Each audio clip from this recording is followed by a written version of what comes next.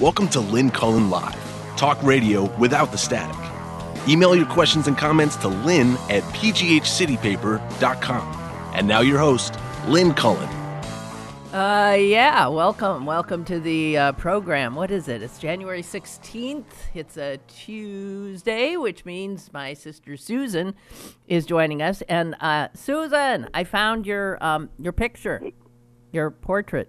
You did? Yeah, you're here today. I got you propped up on at the mic. So I found it. Cool. What am I, about 20 years younger there? Yeah. It's okay. Nobody needs to know. You know, it's like an obituary picture. You know how, people. Yeah, but you keep saying I look better now. Well, you don't look any worse. You look pretty good in that one. I mean, yeah, but you look pretty much the same. And yeah, I look pretty much the same. Yeah. We'll just use that.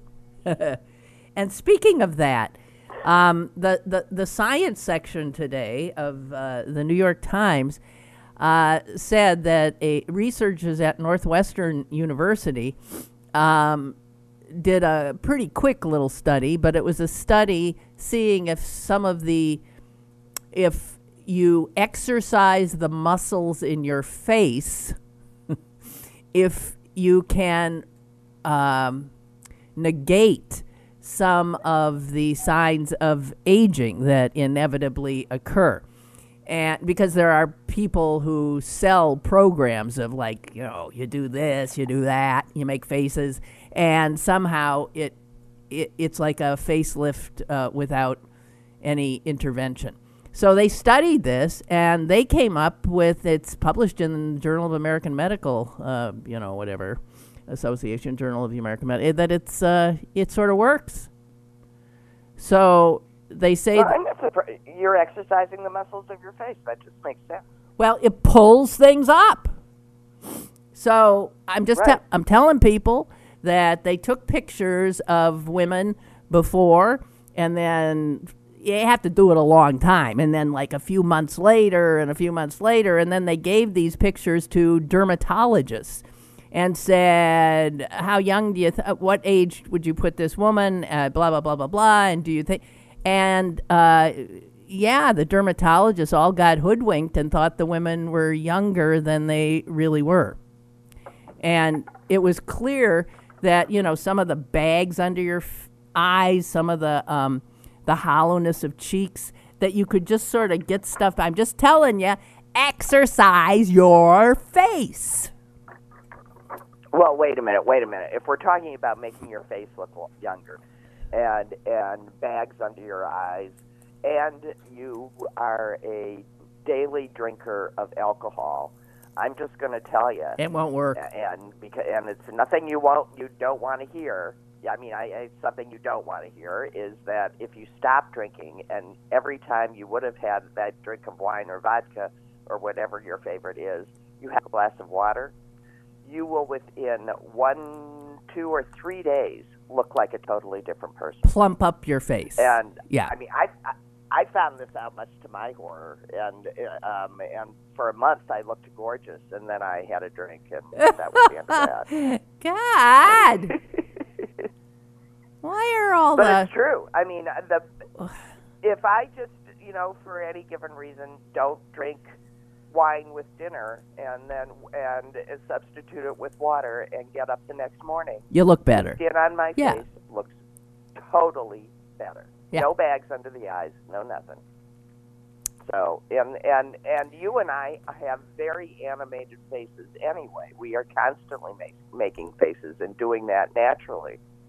Sort of exercising. So, I don't know. Well, right. I mean, whatever. Just saying. Make faces, guys. Yeah. Make faces and don't drink. Or drink and don't make faces. The other advice that I have for you is, and don't hang out as the sidekick to our mother. Don't hang out as the sidekick to our mother? For what reason? Right. Oh, what do you mean? Because she makes us look worse. Oh, because she looks so good. Look worse. Even now? I caught her putting on lipstick lipstick to go down to the swimming pool the other day to swim her laps. And I said, Mom, why are you putting on lipstick? She says, well, the other day some man didn't recognize me with my clothes on. He said, you're that girl in the pool in the morning? And now that I know that people are watching. Oh, for God's sake. Well, then maybe she should wear a bikini instead of her, whatever that thing is she wears. God.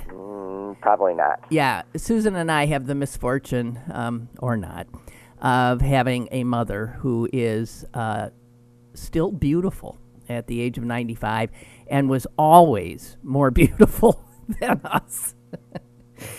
It did terrible damage to our self-esteem and our... It made me less vain. It made you less vain. I don't know what it did. Really. But I mean, yeah, she was just, she was a babe, and she astonishingly still is. So there you go. And if you don't believe me, I don't know. What should I do? Post a picture of her? I can post a picture of her on... What? On Facebook. Like the one I took last year out in Palm Springs. I think she just looks... She looks astonishingly beautiful in that. The time we went to that Susan. And the Two Uglies. Yeah, no, not that one. The time, it's just her. The time we went to that fancy restaurant and the maitre d' couldn't take his hands off her. Do you remember that time? I took a picture of her that night. Yeah. The 90-year-old maitre d' who fell in love with the 95-year-old mother. But. Yeah, well, anyway. So I took a picture of her that night, and man, she's ridiculously good looking. And Susan and I don't hold a candle to her. We keep waiting for her. Come on, Mom, you're 95. Could you, step aside? Give your poor daughters a chance to shine. It's like, man. Just once. Can't we look better than you? Yeah. It was like one of my very good friends, a very young woman who tragically died of breast cancer in her early 50s. Right. And who was also just this gorgeous stunning woman. Yeah, gorgeous. And I was visiting her in probably the last 2-3 weeks of her life, and she had no hair, and she was obviously ill. And she had stopped wearing hats or wigs and was just, bald and being herself. And I just looked at her. She was so luminously beautiful. And I just said, hey, you mean I'm never going to get to not even once look better than you? Susan, what'd you say? Hey, you're half dead. How can you still be better looking? What? You're at her deathbed and you're We were having that kind of conversation, Lynn. You have those kind of conversations. And she was laughing, and I was laughing. All right. Just so she was laughing. That's just it. Yeah, she was gorgeous. She was luminous. Yeah. All right, enough. Is that caller still there? Some poor person called a million years ago. And hello, caller. Aw. Hey, Lynn and Susan, Sissy White Liberal from Tampa, Florida. Sissy White Liberal from Tampa, Florida? What the hell are you doing in that godforsaken state? Oh, we moved down here kind of figuring out we'd be snowbirds at one point. I can work anywhere because I'm either working out of my house or traveling. So my wife had an employment opportunity down here, so we came. So you're really there. You've left Pennsylvania. Yes. Well, and Tampa's a nice place to live. Yeah, it's the cost of living is probably 0.85 of Pittsburgh, if you could believe that. Wow. Let alone suburban Philadelphia. So yeah, we're pretty happy down there. But anyway, listening to your lament over your mother's great looks, it's not that either of you two look bad, but I mean, it reminds me of Fran Lebowitz, who said that she went from looking like a young kid to her grandmother and never looked like her mother, actually. So. Well, but She's got She a lot of did. great witticisms, Yeah. Obviously. If someone asked her how big of an advantage it is being a white male in this country, she says, well, let's put it this way. If you didn't become president, you're a failure. So, yeah, you get a lot of them. But, it's funny. Go ahead, Susan. I'm sorry, I cut you off. Oh, no, I was just going to say I got mad at Fran Leibowitz years ago because one of the first things to go on me was my neck, and I used to, whenever they would ask me for an ID for any reason, I would just point at my neck. And that usually worked pretty well, and I'd get a laugh. And then I saw her on some late-night talk show, and she did my neck joke, and it pissed me off. But go ahead. No, I'm calling it the two basic reasons. I don't know that we even get to the second one. This is the Trump economic plan, if you even want to call it that. But one of my favorite presidents is Harry Truman, and I just wanted to endorse the book, The Accidental President. And by the way, that's what Harry called himself. That's not the author trying to knock Harry Truman. But it occurs to me reading this book that Harry Truman is the absolute antithesis of Trump in just about every way you can be. He was a highly educated man with no credentials. Who's Trump? He's somebody who has credentials, but apparently never was educated in anything in his life. Right. Moral standing in a way that Harry Truman recognized as a young man that the world was just chock full of hypocrites, especially religious ones, actually. He learned as a young man, and this isn't in that book. It's more in the McCullough book on him. But when you think about all he had to face in that first 4 months of his presidency, and that's really what this book is about. A little bit of history, but mostly that 4 months. It's pretty good. So anybody who's ever in the Kansas City area, I know it's not real close to you, Susan, but I'm guessing you've been to the Truman Library in Independence before? No. I have, yes. Yeah. It's a really remarkable place, and the one of the best things you'll ever read from any president, ex-president in this case, is when I think it was Chrysler wrote Harry Truman and wanted him to be on the board of directors, and Harry told him, "You're only interested in me because I was a president, and sorry, I'm not interested in you." And this is somebody who was not wealthy, no, but was happy and comfortable in his own skin, I think. And well, those times are long gone. Long gone. And he was so not wealthy that he really gave up everything to run this country and went back to nothing. And it's because of him that presidents have pensions. That's right. That's right. That's right. The presidential pension was passed because of him, actually. So that's right. Right. So another way that he's not like Trump, who is using the office to make more money. This guy gave up, his living to do this for us. Yeah. Well, what I would suggest, absolutely, guys, I'm sorry. I would suggest that the presidential pension has outlived its purpose, and there is no way that any future president of the United States is going to be, living from hand to mouth. Oh no, that's true too.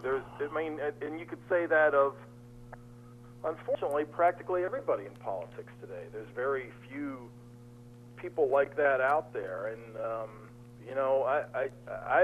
I've long since given up the ideas of making any changes in the system politically. I'm a member of the ADA, and you get these idiotic questionnaires and from them, and I like what the ADA stands for in general, but they're in a lot of ways no different from the Democratic Party or any other.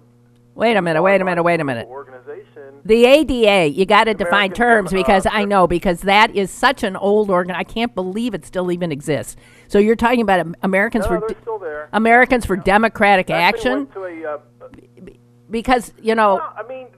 Listen, when people say ADA, here's what people think you're talking about. The Americans with Disabilities Act or the American Dental, Dental Association. Yeah. According to the ADA, Crest toothpaste. Well, they're as relevant. They're less relevant than the American Dental Association in Washington D.C. So your ADA is a bunch of old lefties. I figure you would. I don't even know if old. would be the right characterization, because they've taken on all the trappings of a modern political institution, which means to say that they do nothing but raise money for ads that nobody watches. And Oh, God.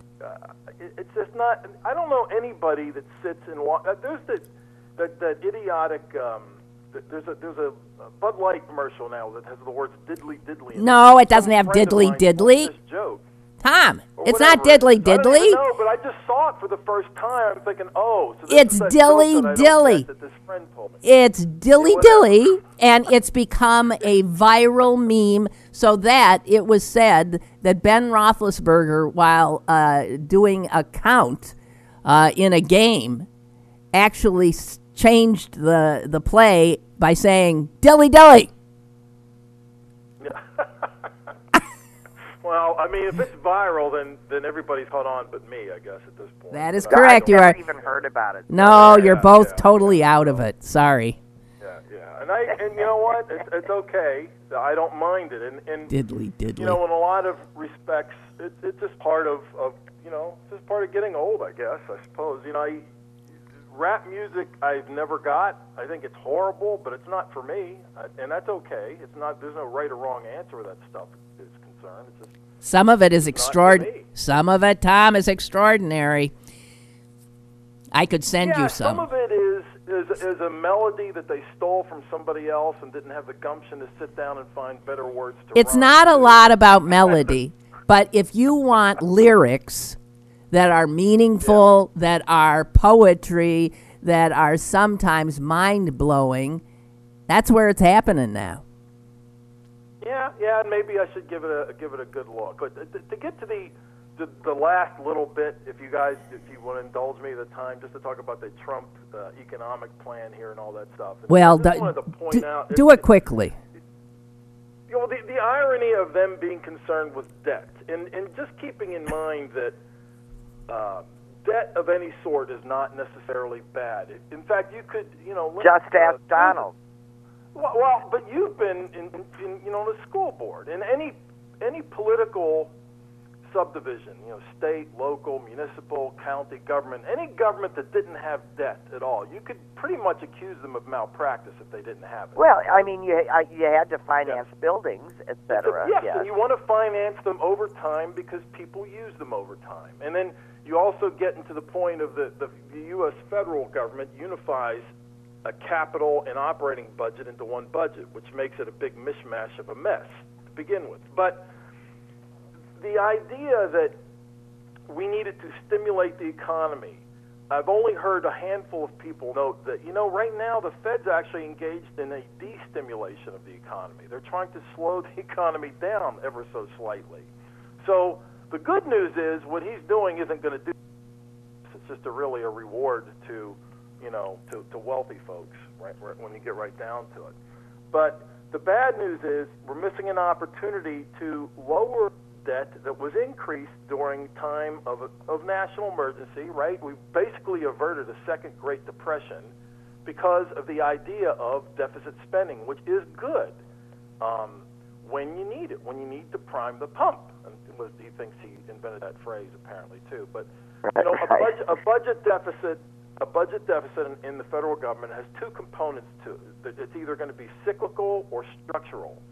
And when the economy is where it is right now, and you still have a rather large budget deficit, then you've got a major structural deficit, meaning you're not taking in enough taxes in order to, finance the amount of spending that you're engaging in. So what I'm saying is you cannot stimulate an economy out of a budget deficit when the budget deficit is due to structural reasons. And that's where we are right now. We are in the middle of a huge structural deficit. So rather than having the Fed down with interest rate increases, the right way to do it would actually be kind of small tax increases. But that's so far off the table. It'd be interesting to talk to actual Republicans who actually know something. Trump wouldn't be one of those, obviously. But I'm just curious to them, when is the right time to ever raise taxes?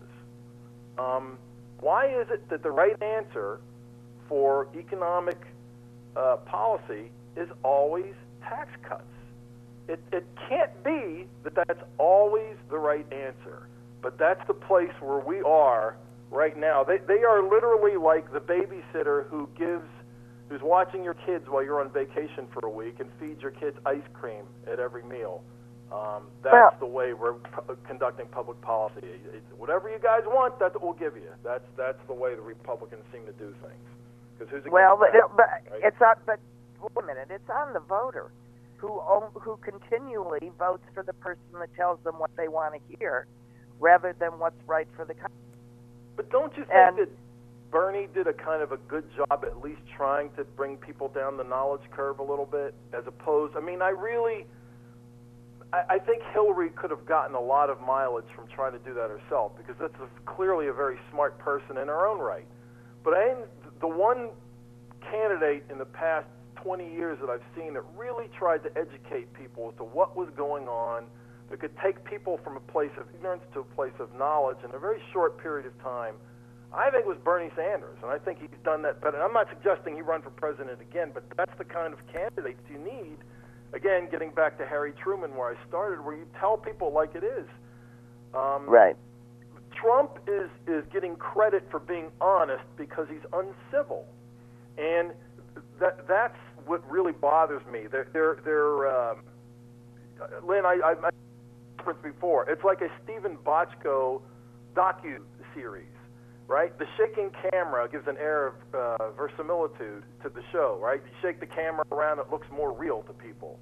Well, they're thinking his uncivil behavior is honesty. Mm-hmm. No, he's just a crash Boris misanthrope. Right. What he is. Right.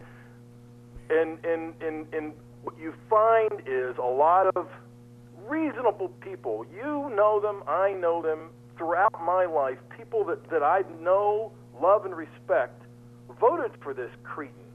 And it's to the Democrats' shame that they haven't been able to win these people over, that they haven't tried to reach them in any tangible way.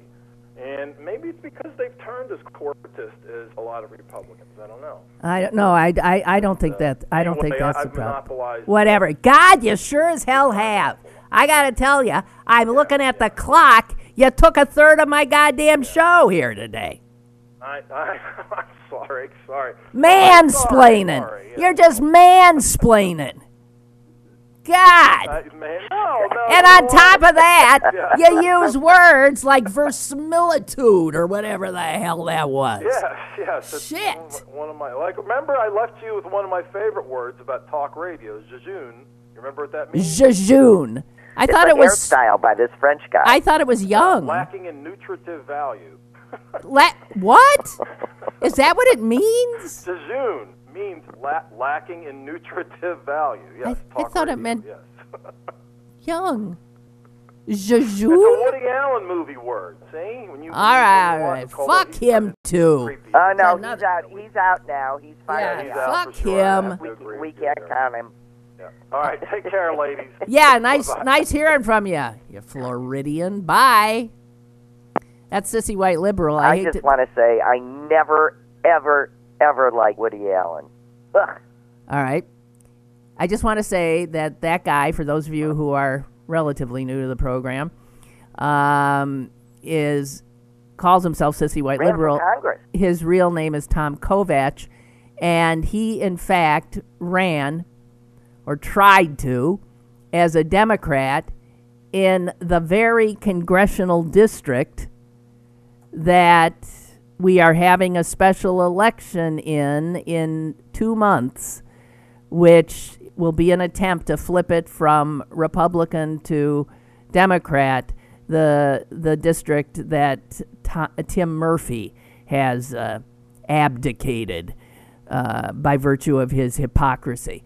And Tom tried to run against Murphy long ago and clearly was given a lesson in how politics works, party politics, because the Democratic Party didn't help him one whit. One whit. It's just unbelievable. And he would have been great. Can you imagine him in the Congress instead of the yokels that we have. All right, enough of this. I can't take any more. Well, I even sent him money, so he was getting out-of-state funding. Me. You did? You sent him money? I probably did too. I don't remember it, but I'm sure I did. Anyway, Susan, have you heard about... Yeah. Ha ha. You said you answered already? Susan? No, I didn't say a word. What? You said yeah. I said, have you heard about? And you said yeah. No, I didn't. Yes, you... Play the tape! We have it on tape. Susan. Well, then it's a delay, yeah. No, I thought it was you making a joke. I don't know. You did. You said, I said, have you heard about? And you said, yeah. Everybody? We all heard it. Anyway, God. So anyway, let me finish the question. Susan, have you heard about the Google Arts and Culture app? Which I tried to do it this morning. Yeah. Here's what. Let's tell people what it is. You take a selfie of, well, yourself, and you send it off to the app, to the Google Arts and Culture, and they search their database of all the art in the world and find a portrait or a picture that looks like you. They find your artistic and doppelganger. Right. So I did it this morning. I was reading the article, and I thought, just a reminder, it's 3 hours earlier here. I'm in California right now, so it was pitch dark, and I didn't want to wake the sleeping dog next to me, so there weren't any lights on. I was reading on my iPad, so I quick downloaded the app, and it's not like you take a selfie and upload it. The selfie is part of the app, so you have to take a picture of yourself then and there. Okay. And it's trapped, and then they go on the search. But because it was pitch black, my selfie didn't take. So you didn't get any results. Room. I mean, it was. Okay, so I don't have the results. I was going to do it after the show. Is it relatively quick, do you think, that they send you a picture? I think it's relatively quick, yes. Okay. Well, Carlo, have you done it?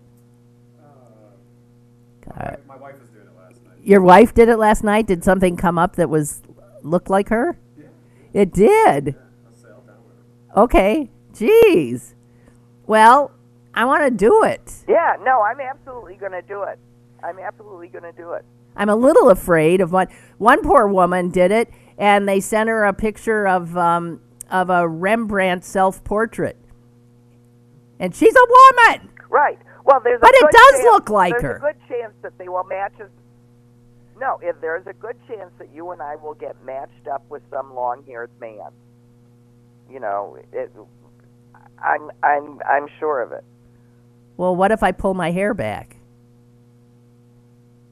Like it is now. Well, so I don't look like I have long hair.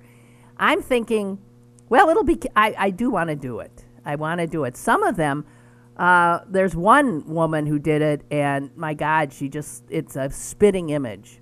But most of them aren't particularly. So you have to download Google, Art and Culture. And, right. And then they'll do. It's a free app. Apparently, it's been available for years, but people just didn't. Google didn't realize people would really be into this. No, they just added this. No. The app has been around for years, but it just showed up in an upgrade.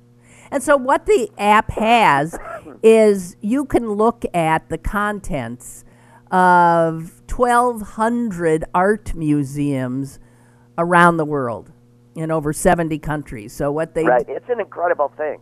Yeah. You can visit all the great art museums from your easy chair, as they say. So that's exciting, and I want to do that at some point, just to see what happens. I might not be happy with what happens, but I want to see it anyway. All right, and this goes out to all of you who, Susan, in our family, when we sneeze, right? Yeah, we let loose. We let loose. And I remember the first time I encountered somebody, it was in grade school, and it was a girl, and you could tell she was going to sneeze, and what came out was the silliest sound I'd ever heard. It was like, it was like, it was not a sneeze. It was some repressed, suppressed, whatever. And I've always been astonished by people who can do that. I mean, I could no more wrestle that explosion, that internal explosion down to a little whimper. I wouldn't even know how. It turns out that a sneeze, that blast of air that comes out of you, is traveling at 100 miles per hour. That's a lot of force, right? I'm sure. So stifle that, for whatever reason, because you think it's indecorous to sneeze, or I don't really. It's damned unhealthy, right? It's damned unhealthy, and in fact can screw up your ears. It can. One guy. I just read an article about a guy in England, 34-year-old man, and he did that, stifled a sneeze, and he ended up almost dead. Because what he did is he ruptured. What, did he rupture a blood vessel or he something? Ruptured his, let me see what it, X-ray showed that because the pressure of the sneeze and all that is built up and has to go somewhere. In the case of him stifling it, it tore through the soft tissue of his throat, and it's supposed to come out your nose and your mouth, and instead it ruptured his pharynx and created air bubbles in his neck soft tissue, and he got hospitalized, was put on a feeding tube. All hell broke loose, and he was not let out until the soft tissue wounds had healed. So, guys, I always found it ridiculous when people do that. Yeah, whatever. But I just want to tell you, this is my health tip for the day. Let it out. If the air can't escape through your nose and mouth, it creates, it's like you can really harm yourself. The fact that you haven't yet means you're just lucky. But a lot of people rupture eardrums, or they pull back muscles, or they crack ribs. Just sneeze. And just to, yes, and a good proper sneeze has to have at least 3 syllables. It has to have at least a in front, and then a in the middle, and then at the end. Well, you're just doing our father's sneeze there. Our father had a definite sneeze. It was a biggie too, and I think we all sneeze like and him. It said Arushka. It said Arushka. Yeah, Arushka. Right. It was Arushka. I don't know what it says, but in my family, it's Arushka. And it's hearty, and it's out there, just as God intended. Oh. Susan, I was talking the other day. Do you see I refuse to talk about anything today of import? Because it's, I I need a vacation from it. Carlo, did you do it? Yourself? Oh, Carlo did himself. And who'd they say? There were a couple. See, Carlo's a nice-looking young man, so let's see what they gave you. This was the funniest one. Oh! In the Rijksmuseum in Amsterdam, because I've been there, you team up with a portrait of Isaac de Bruyn. I don't think that looks like you. I don't have a huge mustache. It must be you don't have that huge mustache. It's got your brow. But there's some kind of a thing where they just, it is that guy's face and yours. And also you look. So he did Susan. He took your picture from the, your young picture, Susan. We lost Susan. Let's try to get her back. So you took Susan's picture and you ended up with something. My God. Oh!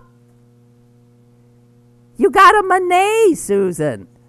They say you look like the lady with a bonnet, and you won't like it because she's got a double chin. Oi! And then they also said you match up a bit with a portrait of a lady with a book, and no, I like this one. And Susan, they say that Whistler did a portrait of you. Suze, you got to call back. She probably doesn't even know she's not on. I think our line got disconnected. Okay, whatever. That is fantastic. Okay. We got to send these to her. Yeah, I'll say Okay. So, guys, you're probably all off doing this, right? Is anybody out there? Is everybody taking selfies and going on Google Arts? I bet you are. What else did I have that was not of much consequence? As I desperately attempt to stay away from. No, I don't want that. Hey, this I wanted to tell you. I know we were able to alert some of you who sent. You got to give me your emails, guys, so we can. And a lot of you have. We got hundreds of your emails, but we could use some more. And those of you who did got this little notice that I am now streaming on iTunes. So if you quickly want to get to an episode, now iTunes isn't going to give you the live show, but it'll give you, the show, is it, what, that day? It'll have it. And available to download, you understand. That really makes it a podcast, so you can download it from iTunes and take it wherever you want. And happened. The two largest charitable foundations in Pittsburgh, the Pittsburgh Foundation and the Heinz Foundation, put out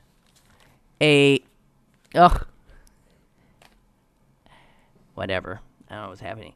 They put I don't even know how to characterize this. Well, they characterize it as a public response editorial in the Pittsburgh Post-Gazette yesterday. Now, I've raged about two editorials that the Post-Gazette has put in the last few days. Both of them clearly written by the guy who owns the paper, who is a Trump supporter. And the Heinz Endowment and the Pittsburgh Foundation put out this notice, and it's titled at the top in big, big letters, "Shame." I gotta tell you guys, never in the history of this city have these foundations that are made up of the richest folks in town, the upper crustiest families, who the guy who wrote the editorial probably thinks of as his cohort, because a lot of these guys are millionaires too. And man, they ripped him up one side and down the other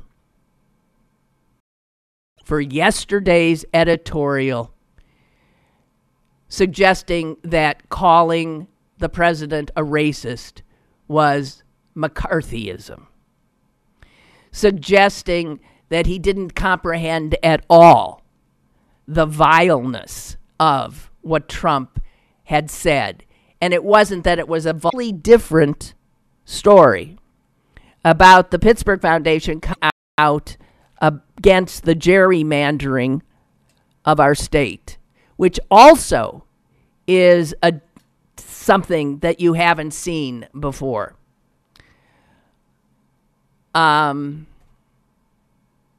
Because it can be perceived as political. So I am heartened by this, by the upper crusty, wealthy, biggest foundations in Pittsburgh publicly shaming John Robinson Block, owner, editor-in-chief, and publisher of the Pittsburgh Post-Gazette. I also want to note that this story about the Pittsburgh Foundation and its gerrymandering, of course, they didn't say anything about the Pittsburgh Foundation shaming them, has no byline. And it's my understanding that the reporter who wrote this piece refused to allow his byline as a way of protest of what his publisher had done. Make no mistake about it, the employees of the Pittsburgh Post-Gazette feel humiliation, feel shame, and feel rage at the man they work for. And I feel for them. If you want me to share what the Heinz and Dom... Susan's gone, huh? That's just it. Okay, well, so I'm just going to keep going. I'm sorry about that. But this astonishing, and the only way you're going to know about it is through me and Twitter and Facebook, because the Post-Gazette won't be printing this, I think. Maybe they will. Maybe they will. Wouldn't that be something? Shaken piece printed Saturday in its sister publication, the Toledo Blade. The editorial is a silly mix of deflection and distortion that provides cover for racist rhetoric while masquerading as a defense of decency. It is unworthy of a proud paper and an embarrassment to Pittsburgh. So lest you think that my rantings of the other day were the rantings of, this crazed liberal, understand that this is coming from a perch high up of the mighty money foundations of drivel. It builds a straw man argument that the term racist is too often used to silence opponents, completely ignoring this president's well-established pattern of repeatedly invoking race to divide the country and to attack his enemies. A president who defends Nazis and white supremacists has described himself, as did his initial failure to deny the language from his immigration meeting and the reported glee his advisors took in tough language they thought would play to the base. If you don't want to be called a racist, don't be a racist. Of course, the editorial dismisses racism as an overused word that should be confined to mass murderers like Dylan Roof and the conveniently distant bigots of the past like Bull Connor. But the very struggle at the heart of Martin Luther King's fight for civil rights was the insidious one it is.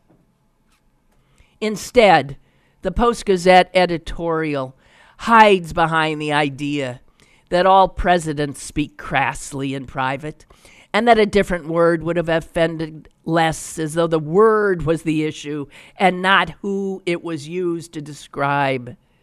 Never mind that this president, more than any in modern memory, uses private vulgarity in public pronouncement. Never mind that how the American president characterizes other countries, races, ethnicities, religions, and people sets the tone for how others in the world see us. Never mind that belittling whole swaths of the planet's population is unworthy of a great nation, let alone a compassionate one. So what? Asks the Post-Gazette twice, as if to underscore its dismissal, calling the whole controversy a distraction from the real of immigration. That is the most offensive flaw in its argument. Here's what it forgets. Perhaps the central point of contention in this nation's immigration debate is the role of race and racism in deciding who is welcome here. No serious person disagrees we should have more secure borders, but who gets to come in relevant? The Post-Gazette only proves itself ignorant or indifferent to what's really being debated in Washington and to the ongoing fight for justice that today's holiday commemorates. Pittsburgh, like many communities around the country, still struggles with becoming the sort of fair and inclusive. Whose racism, in the name of politics, to attempt to dress it up in fancy clothes and camouflage, is to condone it. Does the Post-Gazette really want? And this piece is signed by Grant Oliphant, the president of the Heinz Foundation, and by Maxwell King, the president of the Pittsburgh Foundation.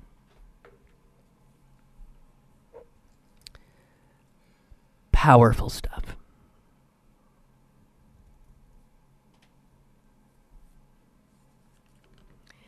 And again, if you were to read today's opinion page in the PG, I went there immediately thinking there would be letters from Pittsburghers, enraged as this piece just said. And there's nothing. There is nothing. And if you think they didn't get a ton of letters, there's nothing.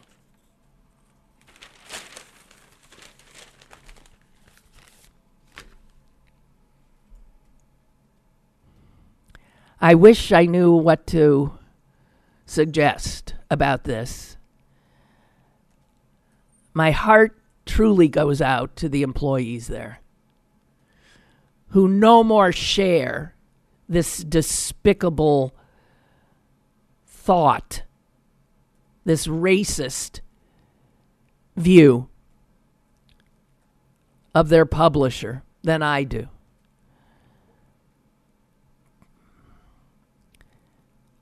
But they're not in a position to walk out because, as you know, newspapers are folding all over Kingdom Come and there aren't any other jobs to go to. So John Robinson Block can do whatever he wants with his newspaper. But I can't imagine the atmosphere over there. I cannot imagine. And the only person I have seen who has spoken out on Twitter, at least, which is where I'm looking, is their wonderful, wonderful reporter, used to be here at City Paper, Rich Lord. He has made clear his revulsion and disgust. I would like to see maybe every employee there band together and I don't know. Can they put that in the paper? They should. Like to see David Shribman have a real backbone here. Like to see Tony Norman write a piece. Brian O'Neill write a piece. I would really like to see that. I don't know if it's possible. Is that not possible? I want them to know my heart goes out to them, and I've already seen the fallout and that people are canceling their subscriptions. And I have said that while that is my inclination as well, I'm not going to do it because it only increases the thin ice that this newspaper is on, like any newspaper right now. And the people who work there have been working under extraordinary strain and stress, making less money than they did 10 years ago, giving back to John Robinson Block so that they can keep their paper. But ultimately, it's his paper. Ultimately, it's his. And he is clearly showing that to us in the last few days with both these despicable editorials. The one supporting Jeff Sessions in his rollback of marijuana enforcement. Not rollback of marijuana enforcement, rollback of Obamacare rules regarding it. And this. Yeah. On Martin Luther King Day, they print an editorial by John Robinson Block, who clearly must be a racist himself because he doesn't even understand that the president is a racist. And the problem is if you don't understand the president is a racist, that is a very, very big tell that you are as well.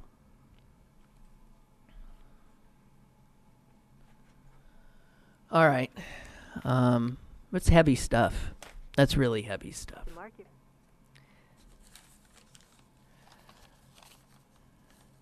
There's one, I've got just a few minutes left. There's one incredible little bit on the front page of the Wall Street Journal today. And it's about the fact that U.S. counterintelligence officials, whether CIA, FBI, I'm not sure, met with Kushner, Jared, son-in-law, in the spring, or earlier, I guess, of 2017, immediately after Donald Trump got to the Oval Office. And they warned Jared Kushner that he and his wife, Ivanka's close friendship with Rupert Murdoch's ex-wife, Wendy Deng, was a potential national security risk. I've often wondered about Wendy Deng. She was a 20-year-something woman who somehow came out of China and got Rupert Murdoch, who was like 50 years her senior, to marry him. She got one of the richest men in the world, one of the most powerful media barons in the world. She landed him. And I guess there was talk then that she might be a Chinese agent, and a damn good one. And when she and Murdoch started breaking up, she apparently took up with guess who next? Tony Blair, former Prime Minister of the UK. He denies it. She denies it. People say she went from Rupert Murdoch to Tony Blair, and while all this was happening, she had already befriended Ivanka and Jared. And the Wall Street Journal puts this on their front page about the fact that they were warned. And they have done nothing to distance themselves from her, by the way. I love this idea because we're living in a world now where we're just swooning at the way things are. And saying that, you couldn't write a book, you couldn't a movie, you wouldn't even believe it. You would say, and here's another part of it. Rupert Murdoch's ex-wife, Wendy, could well be the smoothest spy in history. Going from Rupert Murdoch to Tony Blair and right into the Trump White House. Jesus H. Just saying. Wow. Hey. All right. Well, that's that. I'm done. Toodaloo. I'll see you tomorrow. Thanks.